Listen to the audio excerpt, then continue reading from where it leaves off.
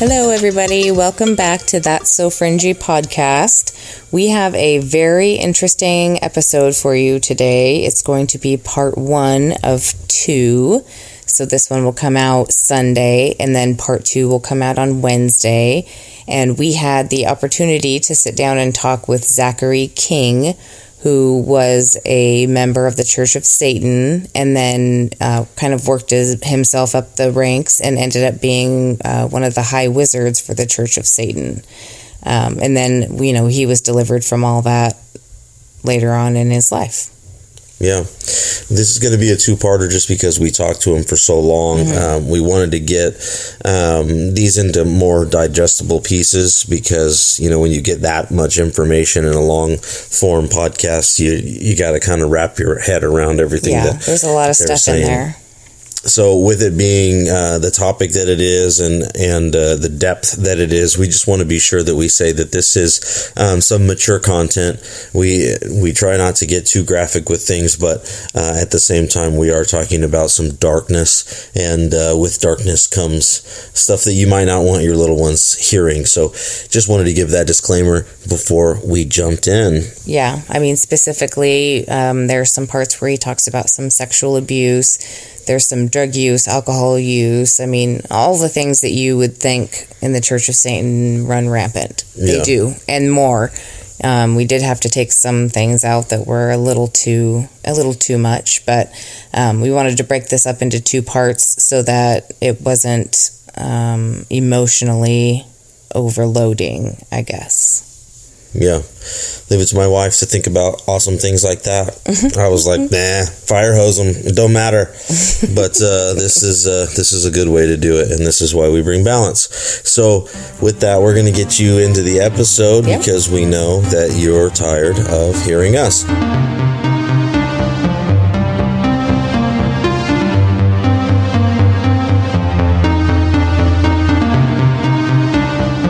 All right, everybody, welcome back to That's So Fringy podcast. We are here today with Zachary King, and we wanted to introduce our audience to Zachary because we had heard his testimony on other podcasts, and we really enjoyed his story, his message, and we wanted to get that out to as many people as we could. And so with that, Zachary, we just want to kick it over to you and let you go on your testimony. I know you've done it a bunch of times, but you don't mind doing it and sharing what you've been through and who you were for a while and who you are now. So if you don't mind, let's just get into it.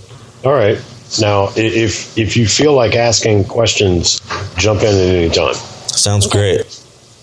All right. So I got started the story starts when I was 10 years old. Mm-hmm. And I had a burning desire to find out if magic worked.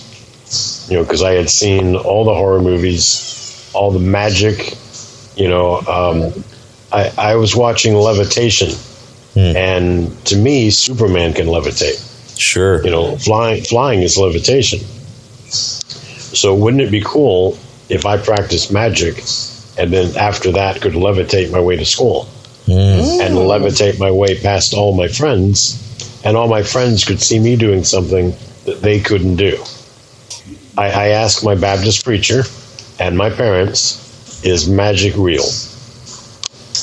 And oddly, they said no, that magic was fake. It was false. It's nothing you can really do. Now, to put this question in perspective, last year, I had a friend that told me that because he knows about my past, he would give me $10,000 if I could prove magic was real. Yeah. And I said, that's all I got to do? He's like, yeah. I said, okay. I'm going to prove it to you. And so I had him bring me his Bible. And I said, there's 33 verses in that book that tell you not to do magical things. Yeah. In the Old Testament, you're stoned to death.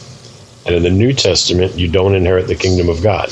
Now, if it was impossible to kill somebody, thou shalt not kill would not be in the 10 Commandments. Right.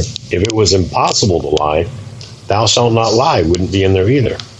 So if it was impossible to do magic, there would not be 33 verses in the Bible that tell you not to do it. Yeah. God's got no reason to warn you against something if you can't do it.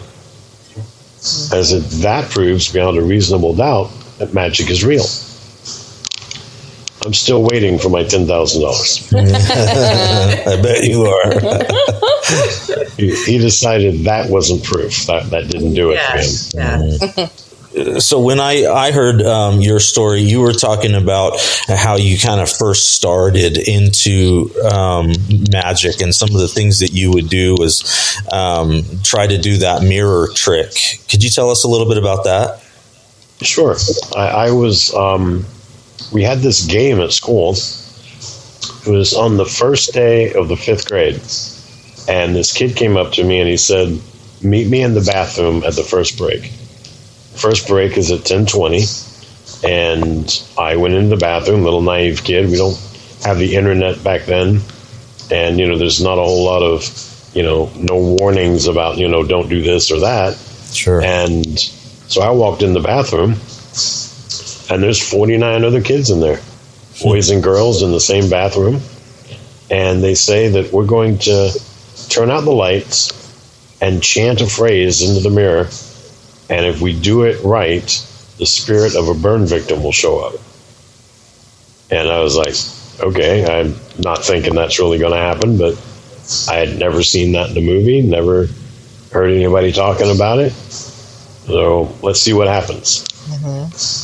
Not really thinking anything's going to happen. So they turn out the lights, which, we're a bunch of 10-year-olds in the dark, so obviously we're a little scared now. Sure. And we chant the phrase. Now, this is 1976. There's no holographic mirrors or holographic flashlights. There's nothing to do this trick. Back then, they didn't have the Bloody Mary mirror that you can now buy at the Halloween store. Right. So we do the chant, and all of a sudden, this scary face appears in the mirror. And it's not one of us. And 49 kids run screaming out of the bathroom. One kid, we'll call him an idiot, and I can call him an idiot because it was me, stood in the bathroom staring at that face thinking, that is the coolest trick in the world. I did that. I chanted the phrase. I was okay with the lights being turned out. I joined in with the group. They're cowards. They ran out of the room. I did this. I made this happen. Now, to go along with, to make a magic spell real, you need intention, repetition, and demonic presence. So we had the intention. We all wanted the demonic face to appear. We had we had repetition. All of us repeated it X number of times, and we obviously had the demonic presence because it showed up. But we're not convinced. I'm not convinced that it's a demon. I was told it's the spirit of a burn victim. It looks like a burn victim. The face looks melted and it's dark black. And it was an ugly face, but I gave it the law of bulldogs. Do you know the law of bulldogs? I don't. Bulldogs are ugly as hell, but they're born with that face. And most bulldogs are friendly. They can't help what face they got. Yeah. So this person died in a fire. They can't help that face. And this is what happens when you die in a fire. Your skin goes all black and your face melts. Made sense to me. So I'm thinking, this is really cool. I can do this all the time. And we started doing it at school. We did it every day.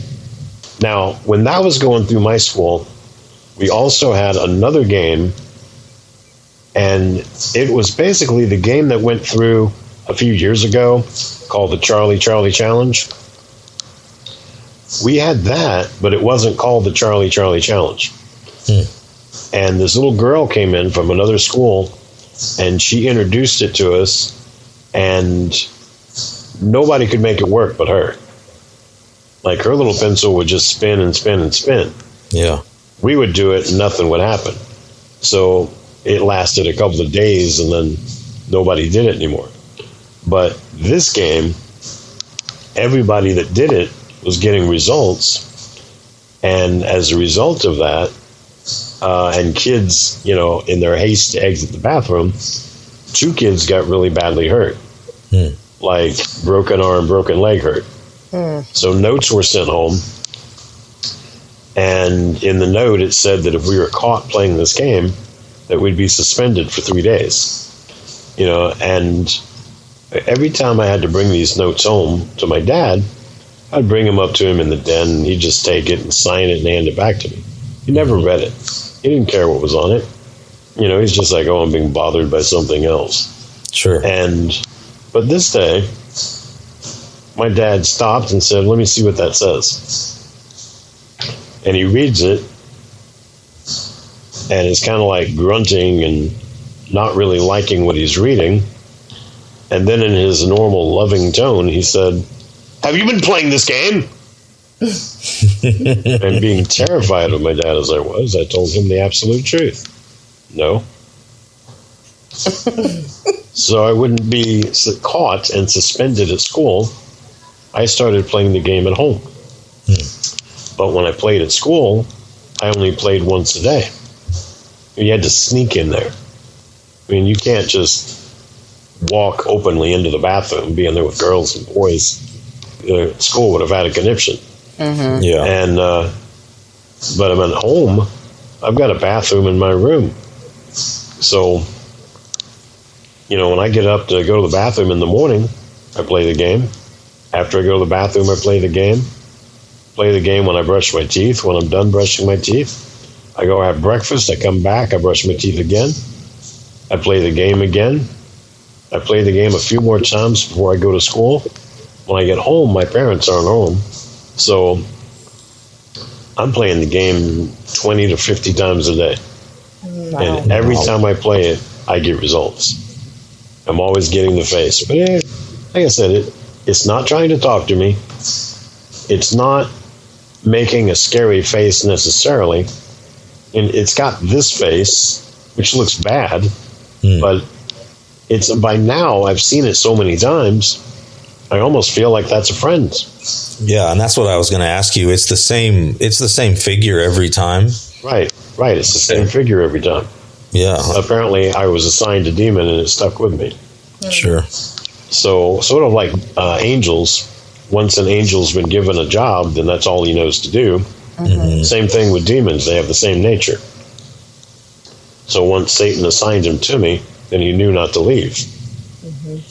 So I keep doing this. I'm also playing Dungeons and Dragons at this time, and I'm always the wizard or the sorcerer in that. And I'm having a great time there. But after a while, I start to wonder, my parents are saying you can't do magic in real life. My Baptist preacher says you can't do it. But just because they say it, does that make it true? So I decided I wanted to try a magic spell in real life. Because if I try magic and it doesn't work, then I'll probably never try it again. It's a waste of time, and I'll find a different hobby. But if it does work, I know something no one else knows.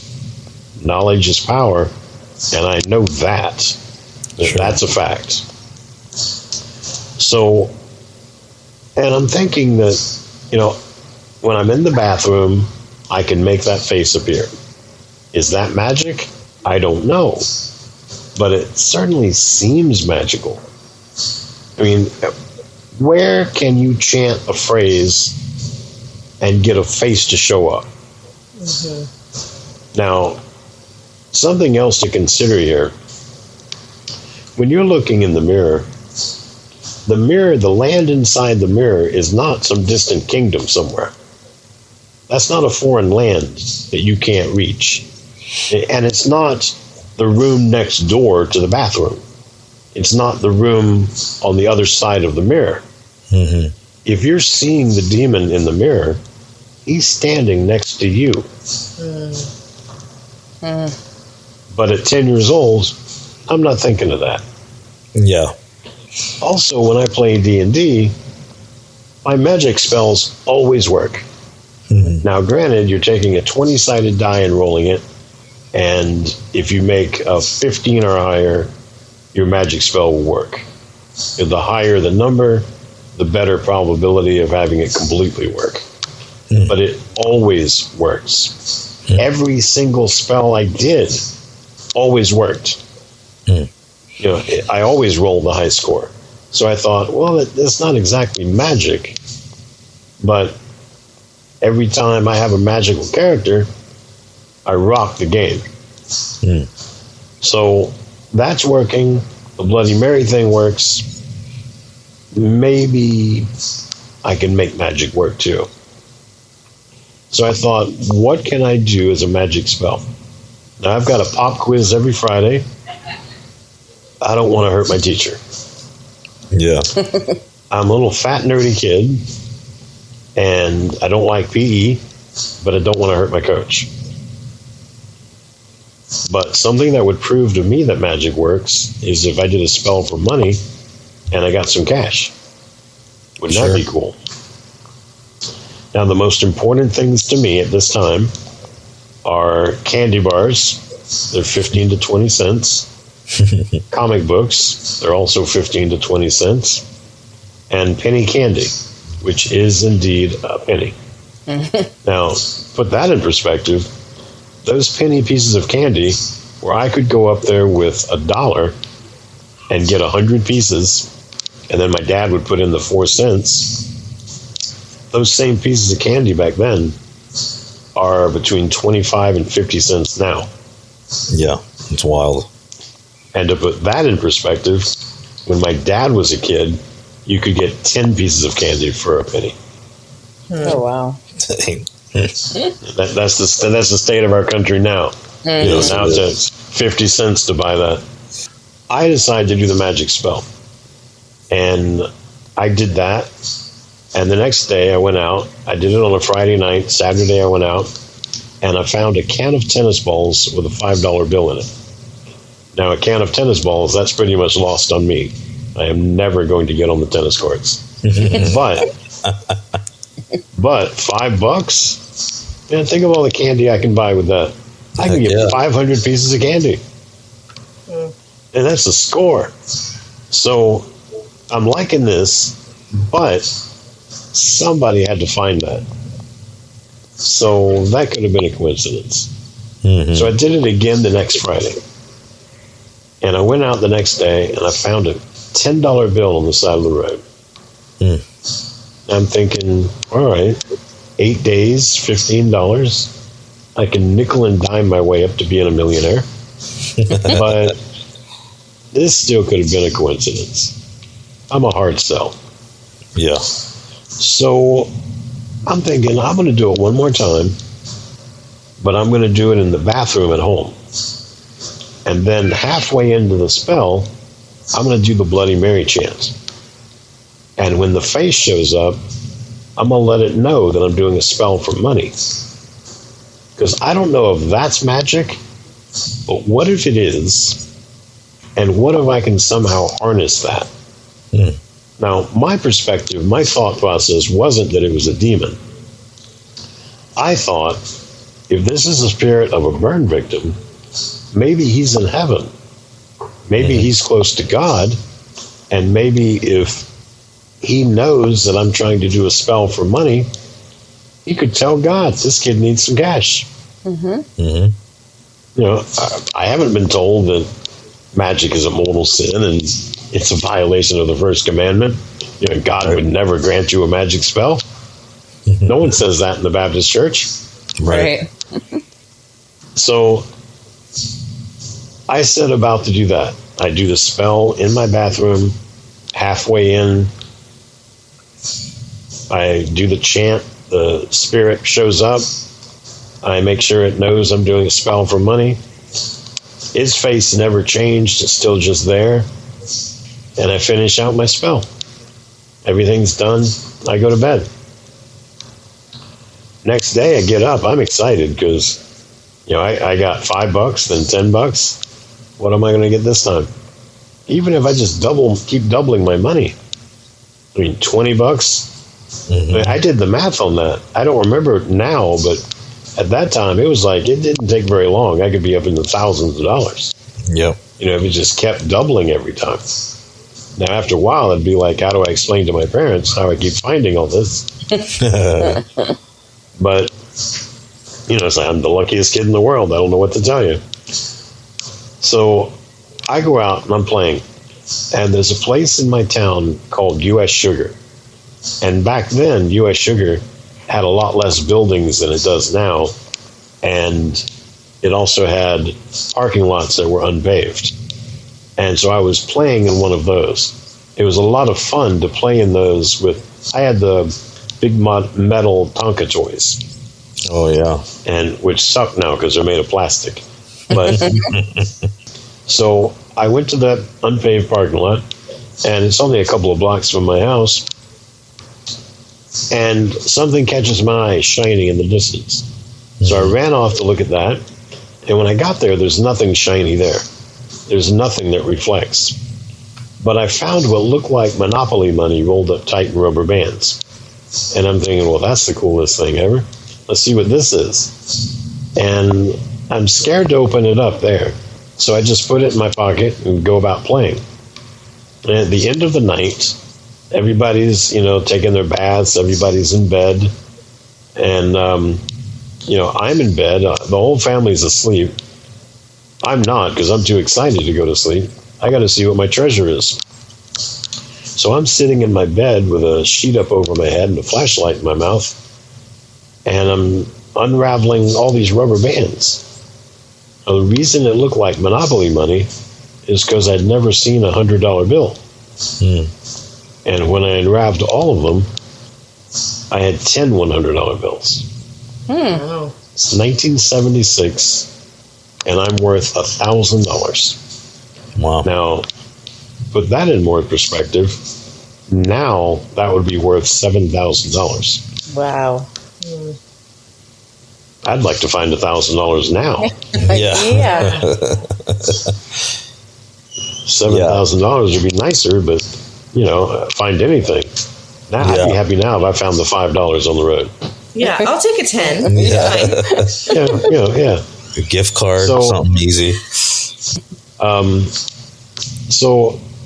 But now I know beyond a reasonable doubt that the Baptist preacher and my parents were wrong. That I know something that they don't know. That I can do magic. And that if I did this trick every day for this same amount, did it the same way, that in 1 year I could buy a Lamborghini. In 3 years, I'd be a millionaire. Yeah. Now, I'm not thinking about this from a kid's perspective, or really from an adult's perspective. I'm thinking $365,000, buy a Lamborghini Countach and have money left over. Lamborghini Countach was my number one car that I wanted my entire life. And, you know, being able to buy one at 10 years old would be awesome. Now, what I'm not taking into consideration is there's not a Lamborghini store in my town. Yeah. There's one 90 miles away. Right. So I have to tell my dad that we need to go to the Lamborghini store 90 miles away so I can buy a Lamborghini. I've got to be able to show my dad that I have that kind of money. I've got to tell my dad how I got it. Then he's got to say yes. We've got to go there. I've got to buy it. Then I've also got to prove to them how I got the money. And then we have to drive the car back. And my dad drives like an old man. So I've got to drive my 200-mile-an-hour Lamborghini all the way home going 20 miles an hour, which would be very embarrassing. But I'm not thinking of any of that. I'm just thinking, Lamborghini, I can do it now. So figuring I can do this every day for the rest of my life, I'm on top of the world. And more so, not because of the money. I mean, the money was awesome. You know, I'm now looking at, what's 1,000 times 100? Is that like a million? And that's how many pieces of candy I could buy. Right. I could be the fattest kid in the world. Be the happiest. I've got 1 million pieces of candy. So But I'm thinking, I can do this forever. Yeah. Now, when I was 11 years old, I was in the 6th grade, and one day I raised my hand so I could go to the bathroom.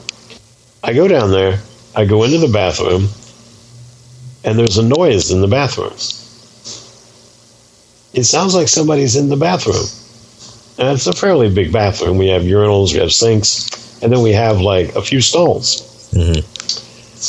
And I look under the stalls. There's no feet underneath. So there's nobody in there.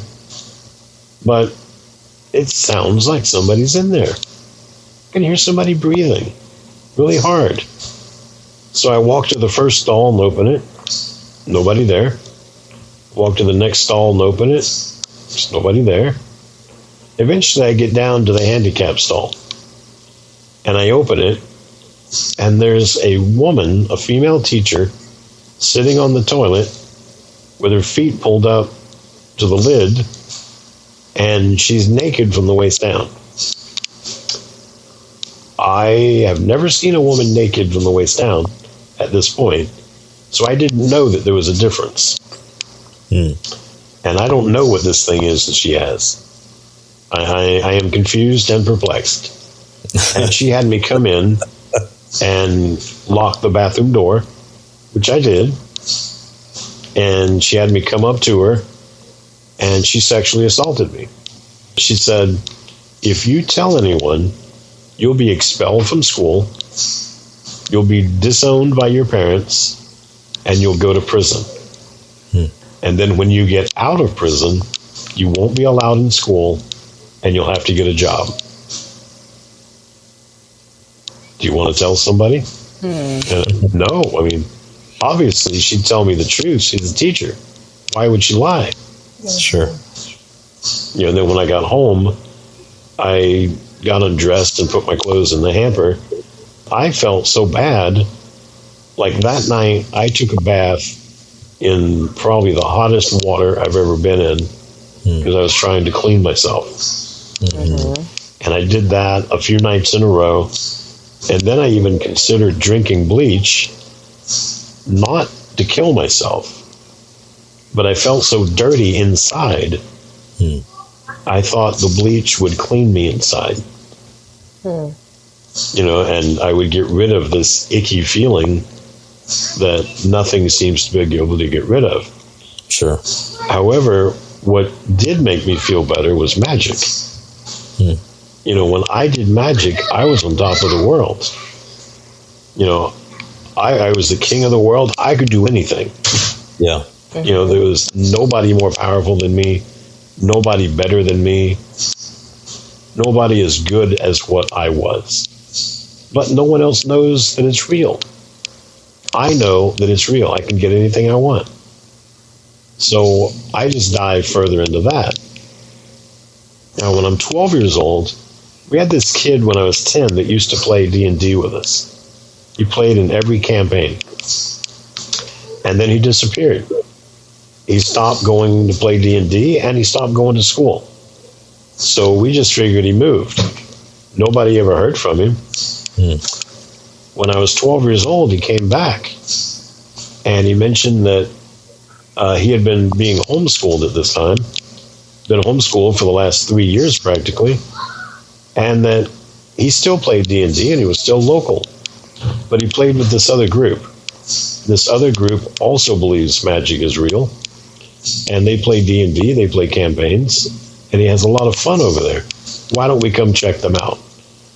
Well, there was a big group of us that played D&D. But I was the only one that believed in magic. No one else did that. No one else wanted to waste their time with something that doesn't work, that nobody can really do. I'm winning. To me, I feel like I'm winning everything because I haven't told anybody that I'm doing this. So I went over to check these guys out. Let's see what makes them cool, what makes them awesome, whatever. And so at my parents' house, we have a 26-inch console TV. I like to say that at my talks because kids look at me like, what's that? Yeah. So, well, when I was a kid, the TV was like a piece of furniture. It was 4 feet deep and was in a big wooden box Yeah. that I had to clean with Pledge every Saturday.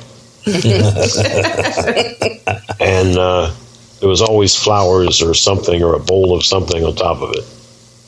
And when you turned it on, it took it 10 minutes to warm up. And when you turned it off, it would crackle and you would see a green screen for another 10 minutes before it finally died. You know, and even after it had been off for hours, the TV would seem to talk to you. It would make these noises all through the night. I have no idea. It was probably cancer causing, but we didn't know things like that back then. Yeah, right. But over there, they had a 50-inch projection screen TV. You know, and at my mom's house, you could have 3 meals a day and a snack if my mom was in a good mood. But over there, you could live on snacks all day. You could have pizza as many times as you wanted. You could live on Snicker bars and potato chips. You could do pretty much anything you wanted. I mean, at my house, you could watch a G-rated movie or a PG-rated movie if it had been vetted by my dad first. That was it. You weren't watching anything else. But over there, you could watch G-rated, PG-rated, R-rated, X-rated, triple X-rated. You could watch triple X-rated movies with kids in it my age. You could also look at magazines that had the same type pictures. And they told me that what happened to me when I was 11 was horrible. That should have never happened to anybody. But now I can get my power back. Now I can do that anytime I want. If somebody wants to do it with me and I don't want to, I can say no. And they'll make me a movie star and make me famous. And I can be in these movies as much as I want. Now, it never occurred to me that I was being re-victimized every time. Sure. And that pedophiles were not just watching the movies, but were starring in them with me. I thought that the people in them were really nice. And most of the people in them are kids like myself. And I thought because it was always kids in the room that looked at the magazines and kids in the room that watched the movies. So I thought when we were making the movies that it was going to be kids watching them. It didn't occur to me till years later that it was adults and they're, perverts watching these videos, or seeing the magazines. Because I appeared in both. And I imagine they got top dollar for all of that. I didn't see any of the money either. But we would have people write in. I don't know where they would write to. They would write in and request characters that they liked in the films. Like once you've appeared on video, you're assigned a name. And that follows you throughout your career of being in child pornography. So my name was Tommy. And so people would write in and ask for Tommy to be in a scene with somebody doing something.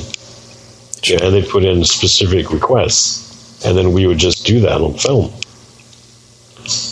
And I'm thinking, all my friends in the 7th grade bragged about all the sex they had on the weekend.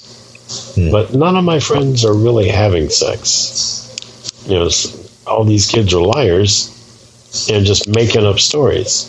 I am really having sex. I'm not saying that to anybody because I don't want somebody to check it out and see if it's true and then find out it is and I lose it. I've got a privilege that I don't want to lose. So, and also, my parents at this time are the no police. Anything I want to do, the answer is no. Hey, the Moody Blues are coming to town. Can I go see them? No. There's a movie coming out on Friday. Can I go see it? No.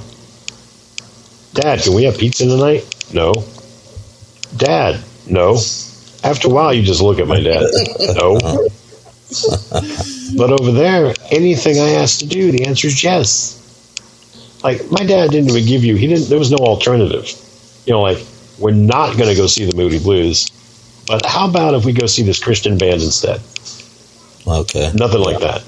Yeah. You know, there wasn't like, well, we're not going to go see that movie because it's rated R. But how about we go see this Disney film that's rated G? Mm-hmm. Sure. There was no alternative. It was just no. You know, there was no, there was no relief in sight. The answer was always no. And when you're a kid, you kind of equate your parents to God. Well, the Bible is a whole book of God saying, "Thou shalt not." And that was my parents. Thou shalt not. No, you can't do that. This is, you know, get it into your head. We're not doing these things. Mm-hmm. You know, I tell people, had I been a smart kid, I would have told my parents, all I want to eat for the rest of my life is vegetables. Because I hated vegetables. Yeah. And my dad would have said, no, you're having steak and hamburgers and pizza. Darn, Dad, you saw right through me. Yeah. Terrible. So, but I wasn't that smart of a kid. So I'm getting everything I want. And then, you know, I mean, I'm smoking pot almost every day. I'm drinking booze almost every day. My mom would send me to school with a large cup of orange juice. And I would stop at one of these houses along the way that would, after I drank it down about halfway, they'd fill it the rest of the way up with vodka. So I'm drinking a screwdriver every day on my way to school. I'm in And how old are you at that? 12 years old. Yeah. Wow. So I'm popping pills. I find out that my favorite drugs of choice at this time are smoking weed, taking mushrooms, or taking acid and MDMA at the same time, and that's called candy flipping. And that is my favorite thing in the world. And, you know, I'm just thinking my life is amazing at this point. Mm-hmm. So, I mean, I'm having sex at least on the weekends, but sometimes every day. Every day but Sunday. Sunday I got to go to church. Remember, I'm Baptist and I got to hold up appearances that I'm still a good boy.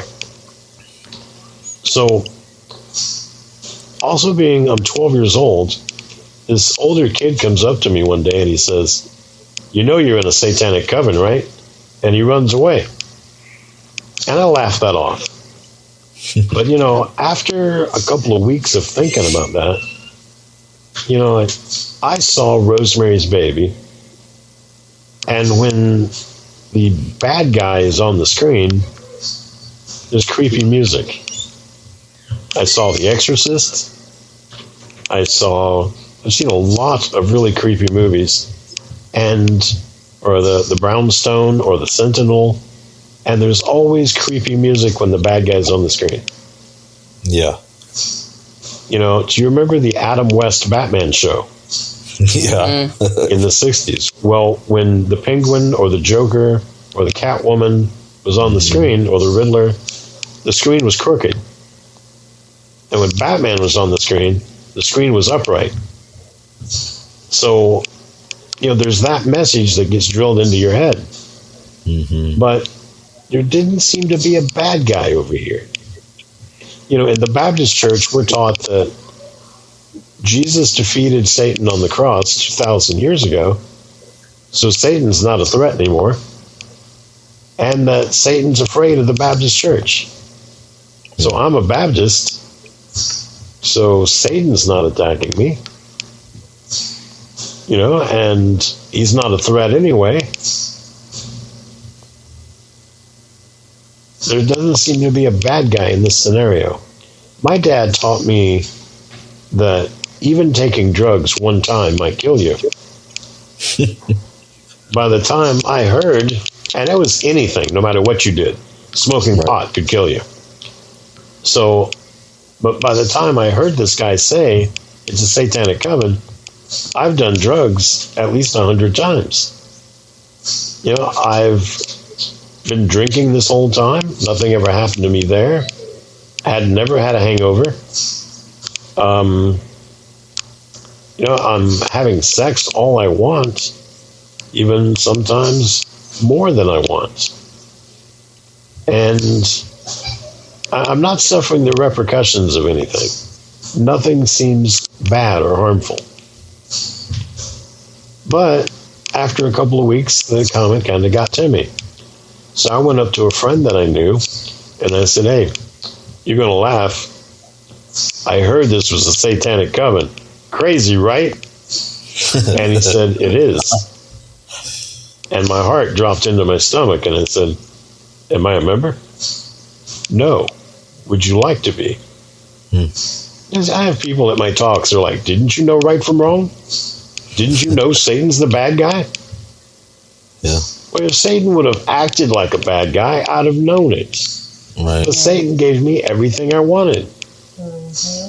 You know, I'm thinking, I'm addicted to porn. I'm addicted to masturbation. I'm addicted to sex.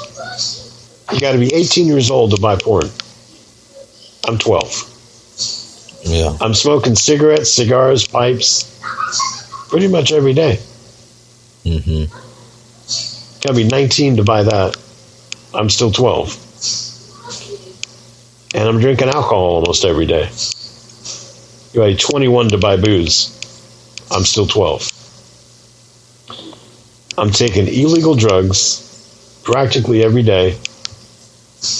The only place I know to get them is here. And I'm starring in porn and having sex with all the girls that I want. And if I quit this group, I'm going to lose all my privileges. Yeah. I'd be an idiot to leave. So I'm like, yeah, what do I have to do to join? He said there's 13 steps to becoming a Satanist, and you've done almost all of them already. All you have left to do, I had to slice my left thumb because it's closest to the heart, and you have to bleed onto a 5-page document. You have to sign it in 3 places. The blood of Jesus washes away all sin, but not mine. Jesus died for everyone, but not me. And on the final page, I agree to sell my soul to the devil. Now, at this point during my talks, I stop, and I usually have an assistant that sits next to me, and I ask them what kind of car they own. So let's say it's a Toyota Camry. So I'll say, how many people out there can legally sell me his Toyota Camry? Nobody raises their hand. Like, why not? Because it's not yours. Right, it's not yours. That's the same reason you can't sell your soul. You don't own it. Yeah. God died for you. Jesus paid the ultimate price for your soul. You don't own it. You can't loan it, you can't lease it, and you certainly cannot sell it. You may have heard the devil's a liar. I'm here to confirm. If the devil says good morning, get a second opinion. So, but I was 13 years old when I signed this document. Sure. I believe that to be a truthful statement. Everything was accurate. I believed I was selling my soul. But at this time, I wasn't positive that God was even real. I wasn't positive that there was a God, that there was a heaven, that there was a hell. I've never seen a demon or an angel. I haven't experienced God. I haven't experienced the devil. And to me, the devil's the good guy. I mean, this guy is giving me everything I want, and God is telling me not to do it. Yeah. But there doesn't seem to be any repercussions from doing it. You know, I didn't drink and suddenly become an alcoholic. I did eventually, but, you know, it wasn't like a sudden thing like my dad said it would be. I didn't take drugs and keel over dead. I never OD'd. You can't smoke enough weed to die. You know, everything my dad told me was false. I remember my parents told me magic wasn't real. You know, I'm proved that magic works. So I show up at this coven meeting and I'm baptized. I show up in a white robe. It signifies you're losing your innocence. You're baptized in a giant vat. It's shaped like a demon's skull. and it's filled with human blood, pig's blood, and human urine. It's full submersion. And you come up and you go into another room and you take a shower, come out in a black robe with the cowl raised, signifying you've been baptized into a world of darkness. I sit in a chair and they hand me a wheel with a crucifix in it, and they read off the document that I signed the night before. I show them my thumb so they can see that the blood on there is mine. And then I spin the crucifix upside down, signifying human sacrifice. And I break the arms downward, denouncing Christ. And then they say that this document will be intertwined with the crucifix. Now keep in mind that the crucifix in the wheel with the arms broken downward looks like the peace sign. Yeah. So the document is intertwined with that, and they say this will go into a vault and will stay there forever until you die. Now, and a big sex orgy happens after that. It's a big party. And you're celebrating that you're now a Satanist. But the reality of that celebration is that you're celebrating that one day you're going to die and go to hell. Yeah. Now, I was wearing a black robe with a red inverted pentagram. But what they gave me immediately was the red robe with a black inverted pentagram. And that is the main magic practitioner in my satanic coven. In any satanic coven, anybody can practice magic. But if you do the official magic, then you have a costume that you wear that's different from everybody else's. So in that one, we would have people that would come and request magic spells from us. And there's different magic spells for different things. The very basic magic spell, basic curse, is giving somebody the evil eye. Which, as it implies, you're just giving somebody a look. And it's, in some cases, the evil eye has caused people to get possessed. But usually the evil eye is just a simple curse. The next level of curse up from that requires your freezer at home and a glass of water. And it requires some other things too. But, curiosity killed the cat. I'm not going to give people all the ingredients because I don't want anyone to try it. Right, exactly. So, but at each level of spell that you do, you up the ante of what you're doing. So, like, the evil eye is like, it's maybe the equivalent of giving somebody a grimace on their face. It's not really any big deal. Doing the next level up is like maybe spinning in their direction. Doing the next level up is actually spitting on them. The next level up, spitting in their face. Eventually, you're kicking them in the shins, you're punching them in the stomach, you're poking them in the eye, you're hitting them in the head with a baseball bat, and all of this is just the level of magic that you're going up. You're going up an ante. It's just up one notch, up one notch, up one notch. The top level spell that we have was called a hex. And in a hex, it's the equivalency of dropping an atomic bomb on somebody's head. Whatever your spell is for, it's going to happen. But to do a hex, you have to do an abortion. You do an abortion, you give the devil what he wants, he'll give you what you want. Now keep in mind that he doesn't play fair. So you're aborting a baby. You're killing the most innocent creature on the planet. Yeah. In the forest, you're killing Bambi. So in the world, you're killing a baby. You can't get any more innocent than that. You give the devil that, and you're doing a spell for $1 million, you're liable to get 100,000. You might get 10,000. So you might have to abort another baby, do the spell again. but you keep aborting babies, he'll keep giving you what you asked for. He'll just give you less of what you asked for. But he'll get a bunch of dead babies out of it. He's happy. Mm-hmm. So I was told when I was 14 years old that I was going to be in a sex party with all the male members between 12 and 15 and a female sex member over the age of 18. And we're all going to have sex with her. And the goal was to get her pregnant. And then she would have an abortion in almost 9 months. And I was like, cool. And then I went home to look up the word abortion because I had no idea what it meant. And I remember hearing my parents talk about it a couple of years prior, and they whispered it like it was a dirty word. Mm-hmm. And I looked it up in my dictionary, and my dictionary was so old, it didn't have the word in it. So I went to the library. They had 2 books that were about 2 inches thick each about abortion. But I went to school on Cliff Notes. I'm not reading 2 inches of a book to figure out what abortion is.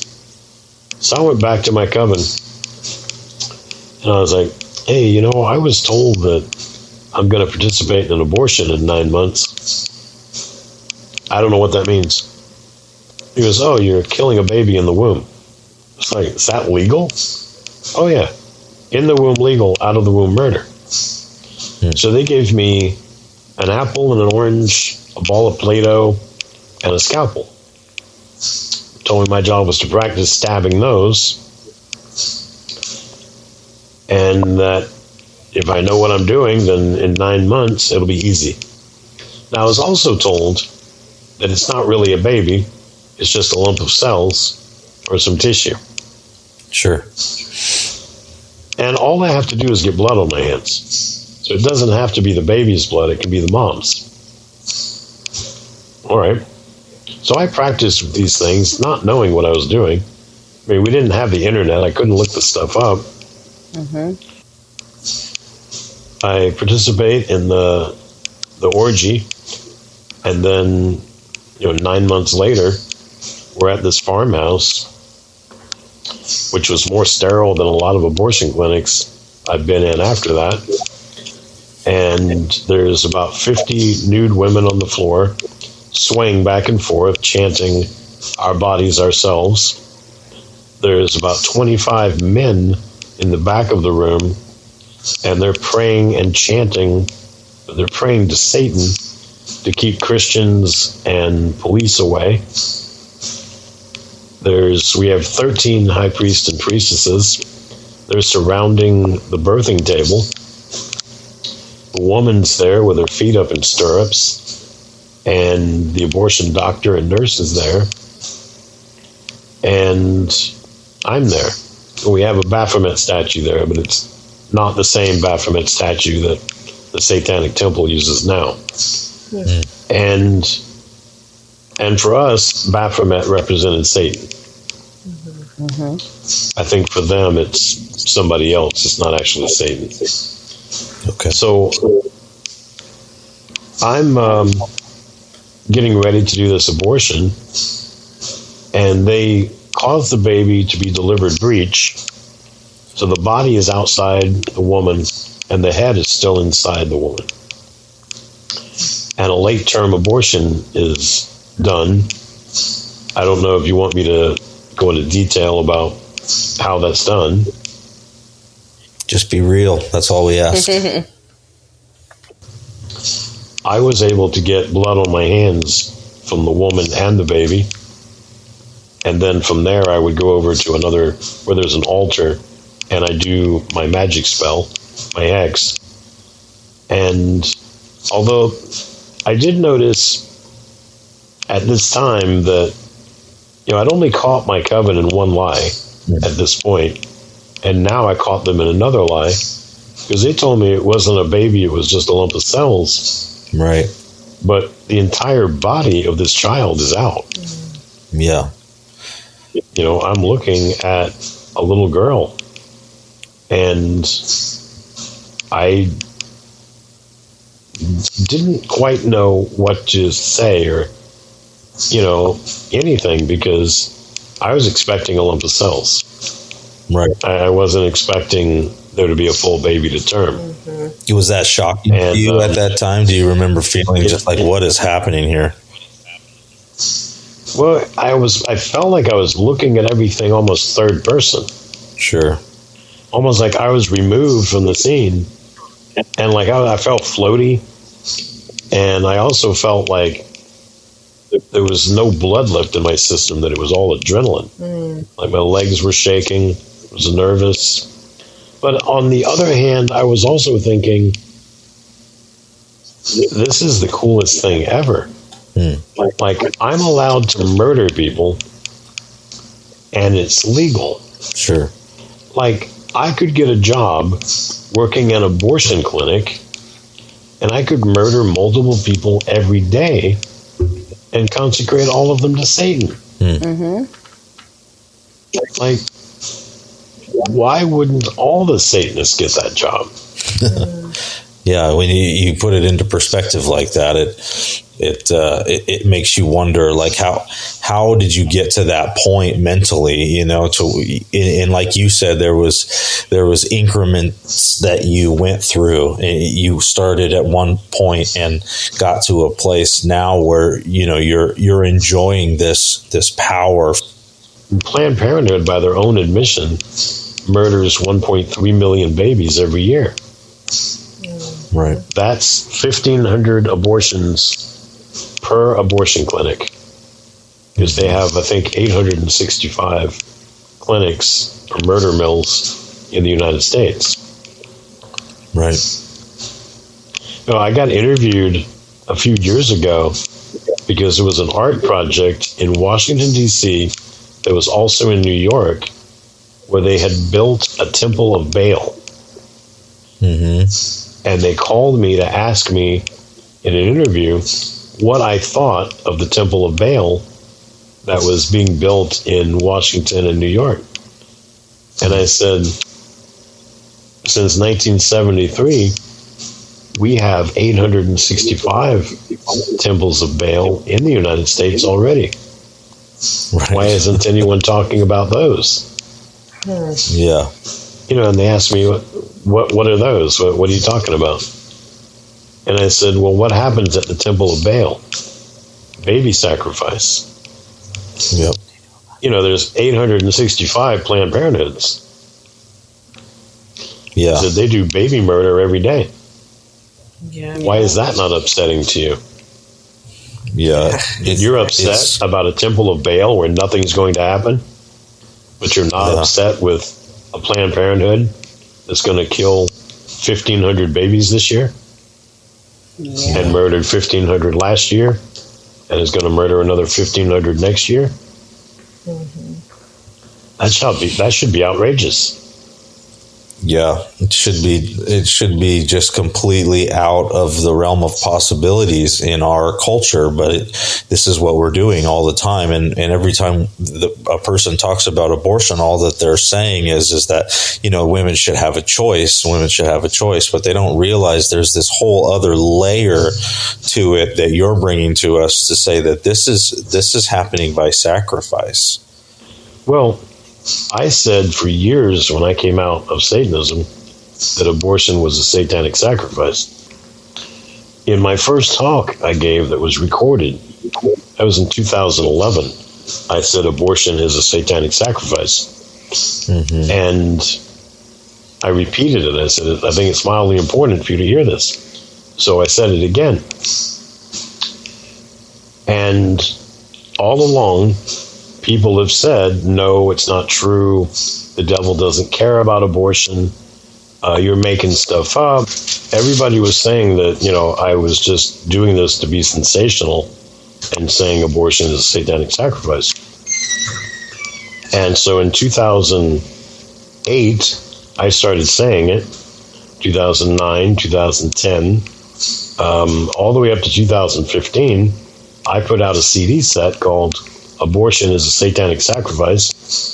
and the world erupted into, you're lying, and it was all over again. Like I said it a couple of times in talks. Now I put out a CD set, and the world is coming against me that I'm just sensationalizing it. And why would I say these things? You're lying, you're not truthful, and you're making stuff up. And then in 2018, enough people asked for the transcript that I put out the book. And it's just a transcript and a couple of extra things in it. Like I have an endorsement from Father Frank Pavone.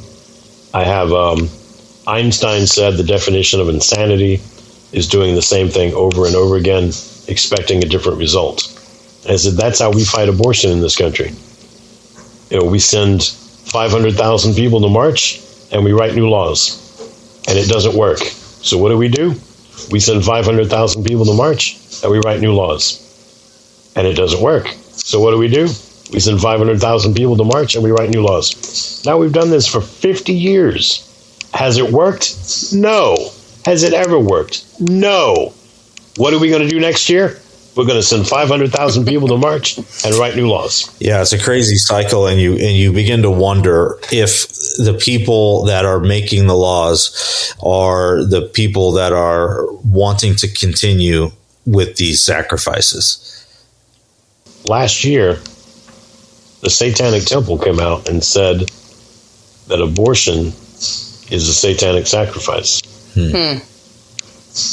Imagine that. And also last year, they said that if you live in a state that doesn't allow abortion, that puts any restriction on you whatsoever, that you can join the Satanic Temple online and tell them what you need, that you want an abortion, and they will give you prayers that you say before the abortion and after the abortion that make your abortion a satanic sacrifice. And then it's protected under religious freedom.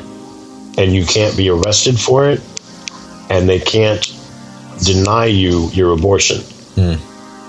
Wow. That's wild. So suddenly, for some reason, the devil is confirming what I'm saying.